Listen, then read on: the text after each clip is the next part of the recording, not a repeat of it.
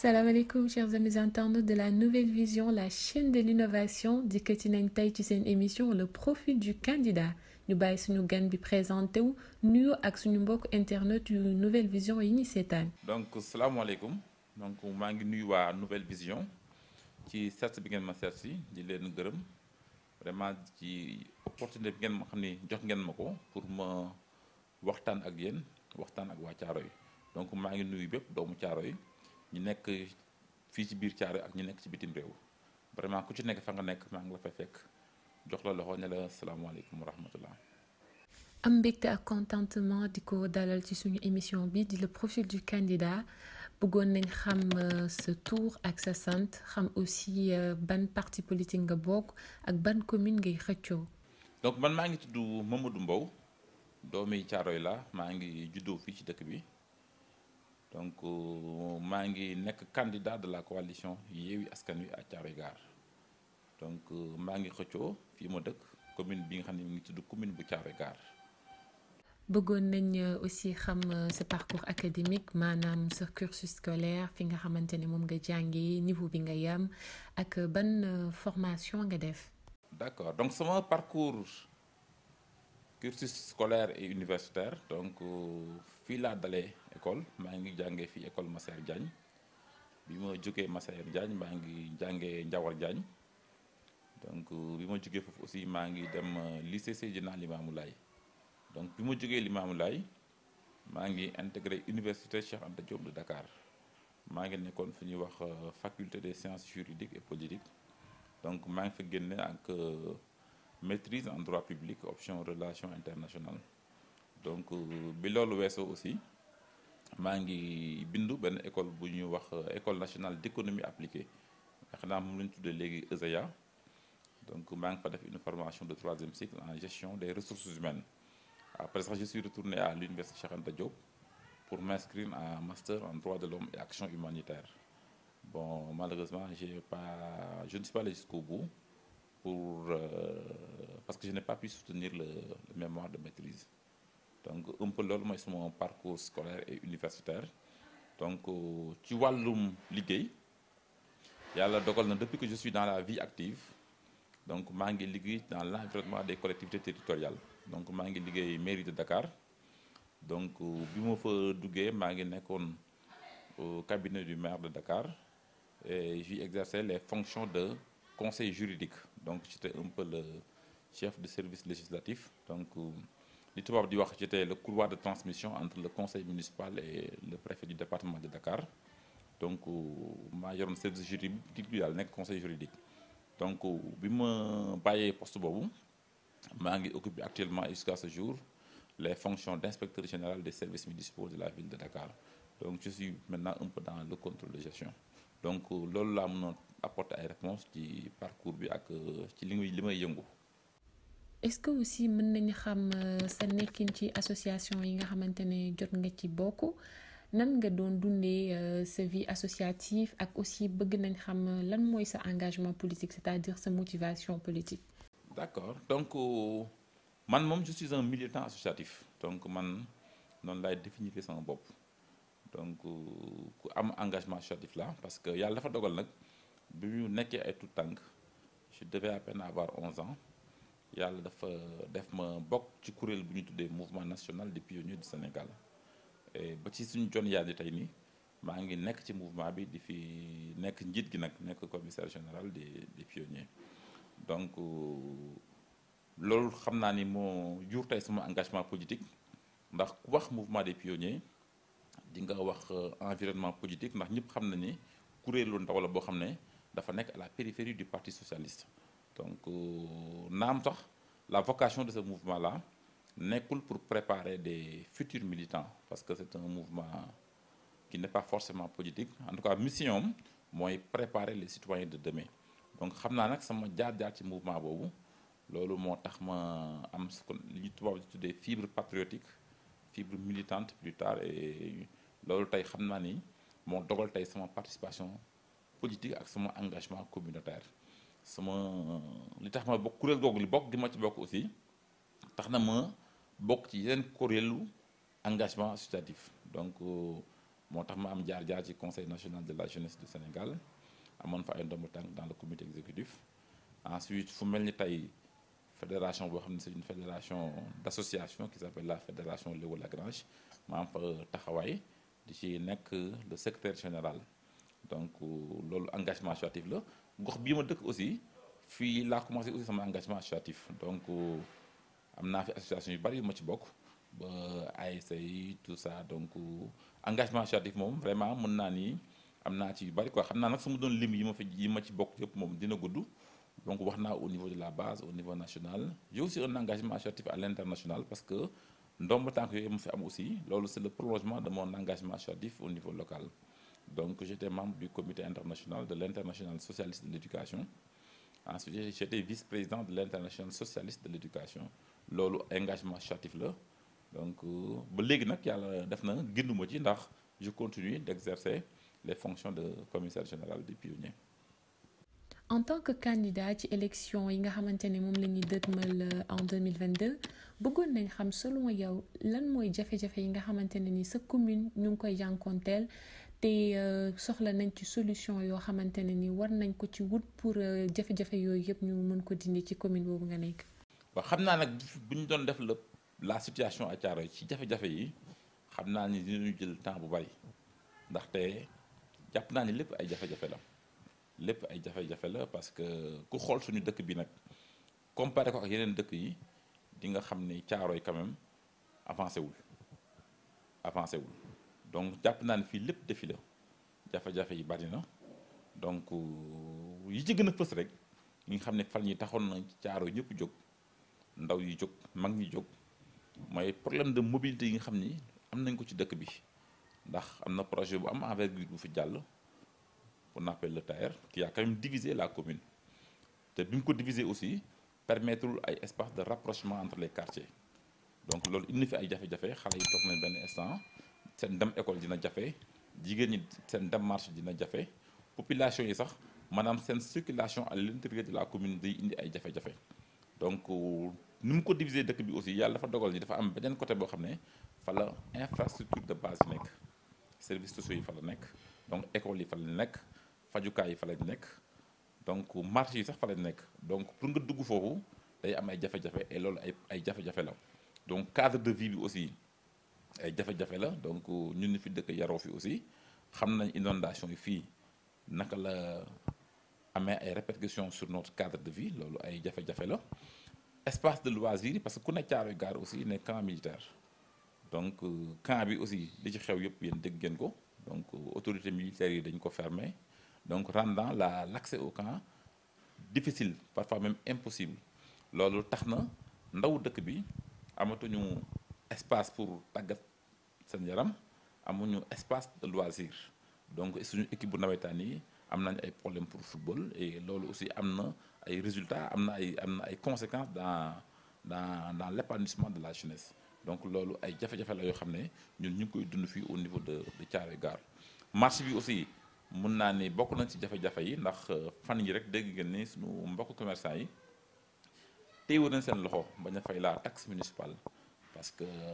salte bi bari na dugg ci marché bi jafe na donc cadre de vie bi à l'intérieur du marché moom la yàlla xam doy na donc loolu taxaw na suñu mbokk commerçant yi aussi banque moom seen loxo parce que jàpp nañ ni réponse yi nga xam ne moom la municipalité bi waroon a apporter defuñu ko ku ne Thiaroye aussi ne marché bi te xam nañ ni quand même bari na lu fay jóge ci recette di dugg ci keesu municipalité bi et que lañ fay injecté en termes d'investissement ce n'est vraiment pas proportionnel à ce que le marché sort comme contribution financière loolu ay jafe-jafe la yoo xam ne mi ngi fi à Thiaroye donc ma bëggoon cee ñëw ak yéen tuuti rek. tamit bëggoon nañu xam aussi lan mooy sa réalisation ci sa commune c'est-à-dire lan nga jot a def ci commune bi nga xamante ne moom nga nekk di xëccu ba nga xamante ne ni population bi dinañ ci gis seen bopp maanaam ci kaw gàttal say réalisation maanaam infrastructure lenn lu mu mënti doon ay projet yoo xamante ne jot nga ko développer ci commune bi nga xamante ne moom nga nekk. En fait sama réalisation ci commune bi bon man sama taxawaay nag ci dëkk bi aussi yàgg na donc je le dis man nekk naa conseil municipal depuis 2009 pour man le simple fait d'être au conseil municipal di participer à l'élaboration des politiques publiques de développement local pour man c'est une forme de réalisation mais xam nga fii nit ñi moom li ñu jàppee réalisation mooy xëy na la ngay sax ak askan wi bon man nag yàlla dogal na tamit bon fii ma dëkk juddoo fi yaroo fi am fi ay mbokk am fi ay xarit am fi ay dëkkandoo am fi ay nawle li ci samay wërsëg dinaa koy bokk ak ñoom mais bon man nag ma exposer nag ce que je fais donc jàpp naa nag daal nii li nga xam ne daal war na ma en tant que doomi Thiaroye dëkk ci dëkk bi xam nga war a apporter ma contribution dans l'accompagnement du mouvement associatif les groupements de femmes jàpp naa ci am naa ci taxawaay boo xam ne toll na ak samay possibilité ndax ki nga xam ni nekkul nag dans des positions de pouvoir bokkul ak ki nga xam ni dafa nekk dans des positions de pouvoir xam nga donc ñun amuñu légitimité donc dañuy def parce que jàpp nañu dañoo war a def jàpp nañ ñun ñu gëm solidarité lañ parce que à la base aussi nous sommes des socialistes donc am nañ taxawaay suñu diggante ak le mouvement associatif en général les groupements de femmes les personnes du troisième âge et que à chaque fois que nous sommes sollicités bon dans la limite de nos possibilités on a toujours apporté notre concours. beneen laaj bi nga xamante ne bëgg naa lu ko laaj mooy lan mooy enjeu élection locale yi selon yow c'est-à-dire bis boo demee ba gagné élection locale yi ban importance la mën a am ci sa carrière politique ak ci say perspectives ak si sa projet yi nga xamante ne am nga ko vis-à-vis sa commune bi nga xamante ne moom nga nekk di xëccoo. En fait enjeu élection locale yi c'est d'abord un enjeu de développement parce que dëgg la moom politique la mais bon nit ñi man dama jàpp ni dañuy ut ay ndomba tànk ay responsabilités pour apporter des solutions donc enjeu premier bi dama ay enjeu de développement la waaw parce que nag mairie yi aussi dafa am ay xarkanam yu bees Sénégal dafa def ay réformes majeures donc man dama jàpp ni mbir mi ni mu daan doxee il y a 30 ans il y a 20 ans ak ni mu doxee depuis que Sénégal entamé ce qu'on appelle la réforme numéro 3 de la décentralisation donc municipalité yi dafa laaj ba dem xar kanam fa am du mën dafa am ay compétences yu bees mais en tout cas le mode de gestion man dama gëm ni dañoo war a dem ci ce qu'on appelle le management public territorial donc man de c'est mon avis puis bon je le dis avec sincérité je le dis avec fermeté jàpp naa ni mbir mi nam daan doxee nga xam ni dañ daan am ay maires yoo xam ne à la limite dañuy nekk ay œuvres sociales ambulantes pour man cette forme de gestion là doit être dépassée cela ne veut pas dire que dañuy reléguer le social au dernier plan mais en tout cas ñun ci suñu programme bind nañ ci et on le dit avec conviction que nous serons très sensibles à la demande sociale mais jàpp leen tamit ne tey dafa laaj une nouvelle forme d'administration man je dis même que dañu war a dem dans un management public territorial c'est le terme à la mode waaye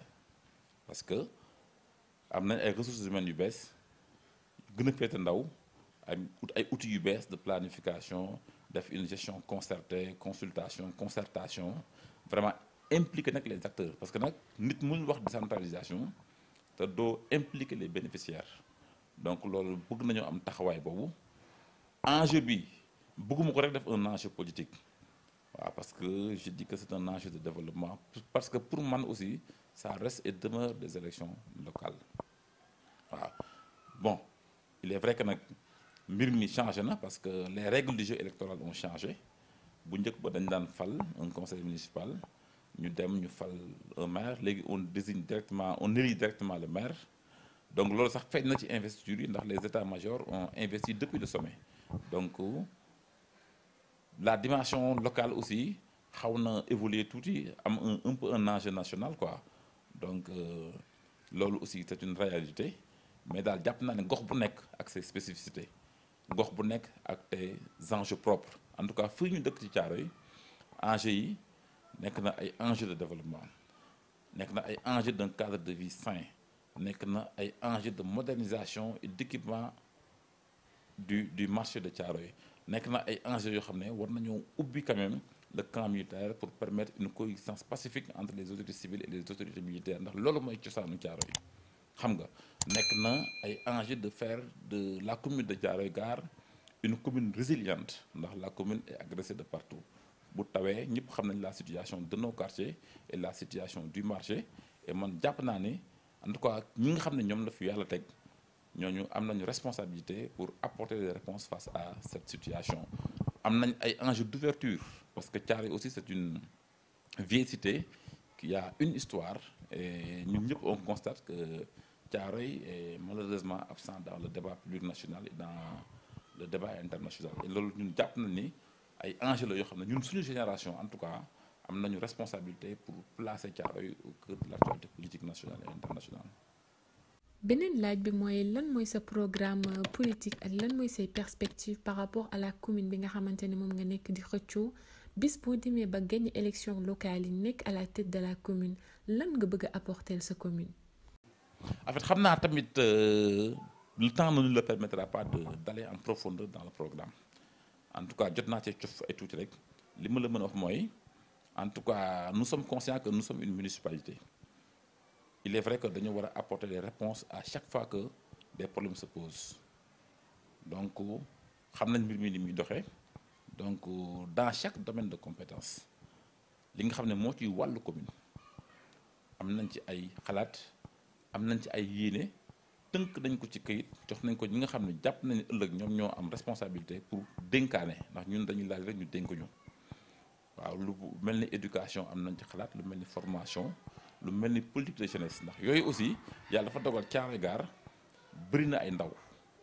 donc ndaw nag mën na ko wax te doo wax jeunesse doo wax éducation doo wax formation doo wax loisir yàlla dogal loolu bu bokk ci ce qu'on appelle le bloc de compétences transférées am na yeneen mais yooyu noonu ak le cadre de vie ak le marché de Thiaroye Gare parce que marché bi aussi dañ ci am yéene ndax on veut vraiment un marché moderne on veut vraiment un marché sécurisé ndax marché bi dafa bokk ci vitrine Thiaroye xam nga camp militaire bi il y a un débat qui se pose ñun am nañ ci posture am nañ ci position ndax tamit dëkku cosaan la ndaxte kenn mënul dissocier Thiaroye Gare et le marché et le camp militaire donc tey jii la situation xam nañ ko wax naa ko sànq dinaa ci dellusiwaat en tout cas nous on va porter le combat pour vraiment travailler à ce que mu am coexistence pacifique entre les autorités militaires et les autorités civiles ndax camp bi kat léegi nekkatul uniquement un camp militaire camp bi ci biir am na ay école am na ay fajukaay am na ay lycée am na ay collège ay ndaw Thiaroye yi ñoo ciy nekk dugub bi jafe na am na hôpital donc nekkatul rek un camp militaire donc population yi dafa laaj ñu am ci accès te loolu incha allah daañu ci dox ay jéego dox ci wax ci ba vraiment coexistence bi entre les militaires et les civils daal di nekk donc ci yenn aspect yi cadre de vie wax naa ko wax naa système d'assainissement bi parce que loolu am nañ ci yéene tey su ma xoolee à côté de chez nous tu vois que les ruelles dañu koy pavé ñun à Thiaroye jàpp naa ne en tout cas war nañoo mën a am ingéniosité boo xam ne war nañoo permettre aussi ñu permettre à nos concitoyens vraiment ñu évoluer dans un cadre de vie agréable waaw ñu am ay routes éclairées ay routes pavées ñu am ay ruelles qui sont éclairées mais surtout ñu nekk dans une dynamique de développement parce que man li ma gën a gisee mooy il faut que à Thiaroye tamit parce que malheureusement ce qu'on nous a montré comme système de gestion dafa wute trop ak l'idéal ak ni nga xam ne noonu la waroon a demee en tout cas nous on prend l'engagement bu fekkee yàlla def nañu ëllëg ñu nekk ay autorités municipales fii ci Thiaroye à travers équipe bi ma àndal ñu def ce qu'on appelle la gestion participative inclusive jël la concertation et la consultation ériger ko en mode de gestion dina tax ñi nga xam ne ñooñu lay liggéeyal ñooñu la ñuy liggéeyal ñu xàccandoo ñu dóorandoo di waxtaan li nga xam ne jàpp nañ ni lii mooy gën ci Thiaroye lii mooy intérêt Thiaroye ñu ànd ko doxal ko donc loolu moom c'est un engagement que je prends donc gestion collégiale lañ gëm ñun leadership horizontal lañ gëm nous voulons proposer une équipe et que ensemble pour catalyser les énergies vraiment créer une dynamique de développement qui va impliquer l'ensemble des Thiaroyois. bëggoon nañ aussi xam lan mooy say couleur préférée wala sa couleur préférée. sama couleur préférée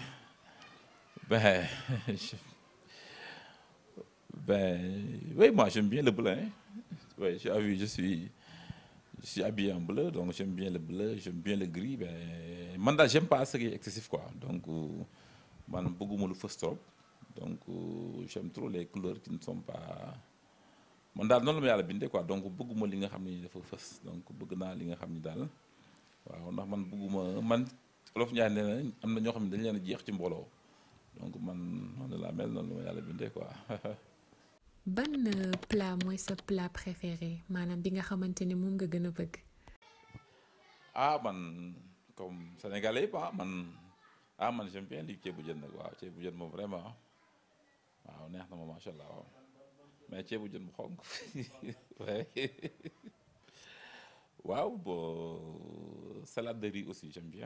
bien du paella donc ouais plat mes principaux plats préférés. am na solo bëgg nañ aussi xam lan ngay fàttaliku mu neex la lool ci sa dund c'est-à-dire benn souvenir boo xamante ne ni marqué na la te doo ko mës a fàtte. En tout cas quand j'ai tout dit pour la première fois quand j'étais papa pour la première fois vraiment ce jour-là keroog moom gëj naa am émotion bu toll noonu quoi te jàpp ma ne laata loolu di xew amoon naa émotion bu toll noonu donc daal keroog bi sama taaw juddoo mu uuf ko ci samay loxo moom vraiment j'ai senti beaucoup d'émotion donc daal loolu c'est un souvenir qui m'a marqué que j'ai compris daal que être père c'est une responsabilité et j'ai fait un clin d'œil à mon papa donc koy ñaanal quoi yàlla bàyyi ko fi guddal fanam wéral ay cëram.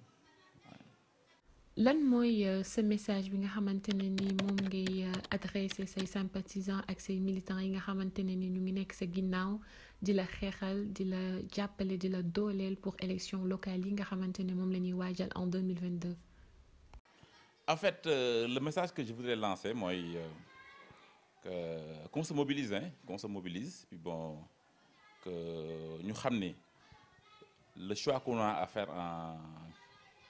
le 23 janvier sera un choix déterminant pour l'avenir de Thiaroye Gare donc ni avec lucidité war nañu def le bon choix et le meilleur choix donc yàlla dogal na ñun liste bi ñu jiite on a des managers territoriaux celui qui est ma tête de liste proportionnelle que je salue au passage notre grand frère Libas Diagne est quelqu'un qui a une expérience extraordinaire dans le développement communautaire donc un fils du terroir et derrière moi aussi j'ai des colistiers yoo xam ne macha allah donc jàpp naa ni avec beaucoup de modestie que nous avons la meilleure liste à Thiaroye et que daal yéen yi ñu am ci Thiaroye suñ ko bëggee matale les Thiaroyois n'ont qu'à choisir la liste de Yewwi Askan Wi ça nous permettra que ñu apporter ay réponses concrètes aux nombreux défis qui interpellent notre localité donc Yewwi Askan Wi pour moi c'est le meilleur choix à Thiaroye Gare. ñu bàyyi la nga tàggoo ak suñu mbokk internet yu ñuy seetaan à travers la nouvelle vision la chaîne de l'innovation. waa kay maa ngi leen sant di leen gërëm pour l'opportunité ngeen ma jox ma diisoo ak yéen waxtaan ak waa Thiaroye donc pour joxe rek quelques brèches suñu projet de municipalité donc waxuñu lépp daal mais bon c'est déjà bien ñu waxtaan échanger vraiment dans le fair play dans la discipline et puis bon je vous remercie pour cela. mbokk yi lii lañ leen indiloon tey ci seen émission le profil du candidat ñu ngi leen jox dig daje ba beneen yoon incha allah ak beneen candidat avec la nouvelle vision la chaîne de l'innovation.